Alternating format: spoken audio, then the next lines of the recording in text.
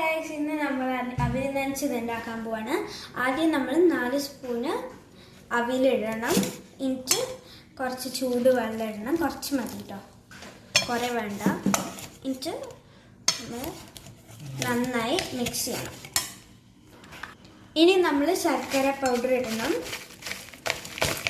നല്ല സ്വീറ്റ് ഇഷ്ടമുള്ള ആൾക്കാർക്ക് നല്ലോണം ഇടാം. ഞാൻ നല്ലോണം ഇട്ടിട്ടുണ്ട്.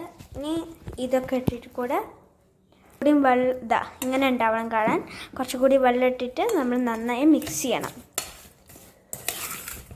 കുറച്ച് ലൂസായ കുറച്ച് അവിലും കൂടെ ഇട്ടോളൂ. എന്നിട്ട് കുറച്ച് തേങ്ങ ഇടണം. ഫുൾ ഇടണം. എന്നിട്ട് നെയ്യ് ഇടണം. എല്ലാം കൂടെ നന്നായി മിക്സ് ചെയ്യാം. 5 മിനിറ്റ് അടച്ച് വയ്ക്കും. എന്നിട്ട് നെയ്യും കൂടെ ഇട്ടിട്ട് നന്നായി മിക്സ് ചെയ്തിട്ട് 5 മിനിറ്റ് അടച്ച് വെക്കണം. 5 മിനിറ്റ് കഴിഞ്ഞോ നമ്മൾ അടച്ച് വെച്ചു. ഇട്ട് തുറന്ന് കഴിഞ്ഞിട്ട് ഒന്ന് ടേസ്റ്റ് ചെയ്യാം. പഴമൊക്കെ ഇഷ്ടമുള്ളവർക്ക് പഴം മുറിച്ചിടാം. നല്ല ടേസ്റ്റ് ഉണ്ട്. Bye bye.